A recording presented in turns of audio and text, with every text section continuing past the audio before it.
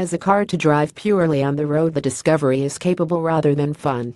There's simply too much mass to move around for it to be a car that relishes a last-minute brush of the brakes before being thrown into a corner. However, it is as an off-road vehicle that the Discovery comes into its own. That's because for all its motor show, good looks, and leather-lined luxury, this is still a Land Rover at heart, and will thus clamber over, wade through or trek across terrain that you simply wouldn't expect a car to conquer. Just bear in mind that you must pay extra to equip the Discovery with the various locking differentials and terrain response systems required for this authentic go-anywhere ability. For gadget lovers, there's even an off-road version of cruise control that will hold the car at a steady speed over tricky terrain. Reliability 410 warranty is up to scratch, but that's not the whole story. Land Rover has not fared well in reliability studies in recent years. This includes finishing 23rd of the 25 manufacturers in the 2017 J.D. Power Vehicle Dependability Study. True, that's still above Audi and BMW, but it was also in the same study that Volvo finished first. What's more, we've had several worrying problems with our long-term Discovery over the very short time it's been in our possession. While this Land Rover is a more advanced and complex vehicle than most, we've been surprised by how many faults we've encountered in the first few weeks. The Discovery comes with a warranty that lasts for 3 years, no matter how many miles you do. This matches BMW and Mercedes and beats Audi's cover, which runs out after 3 years and 60,000 miles.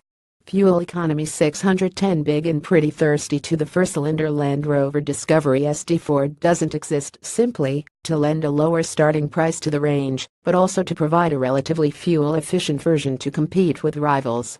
However, with an official test figure of 43.5 miles per gallon, the Discovery is still 5 miles per gallon behind its Swedish four-cylinder competitor, as well as the 6-cylinder Audi Q7. Opt for the 3.0-liter V6, and official economy drops to 39.2 miles per gallon, although in reality you'll be doing well to get much more than 32 miles per gallon on average. Those after a petrol-powered Discovery can opt for a 2.0-liter four-cylinder or 3.0-liter V6, which average 29 miles per gallon and 26 miles per gallon respectively in EU fuel tests, although you can expect these figures to be difficult to obtain in real-world driving.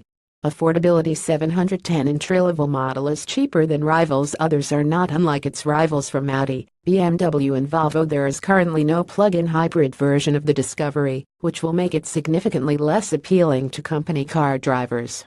That's despite the entry-level version and only the entry-level version of the Land Rover costing slightly less to buy in the first place.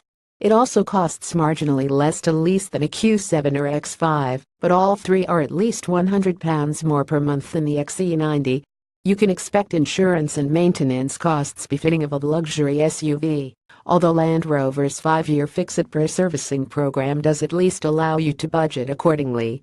Being such a desirable car means the Discovery will also hold on to a decent amount of its value when time comes to sell. Safety 910. Performed very well in crash tests. The Discovery scored a maximum 5 stars in Euro NCAP's industry standard crash tests, albeit was still beaten for occupant protection and safety assist features by the Volvo XC90. The Discovery did beat its Swedish rival for pedestrian protection though. All Discoveries come with 8 airbags, autonomous emergency braking and lane departure warning, and you can specify up to 5 ISOFIX mounting points for child seats. Blind spot monitors are well worth adding if the model you're considering doesn't include them as standard. Standard spec 910. No version is poorly equipped.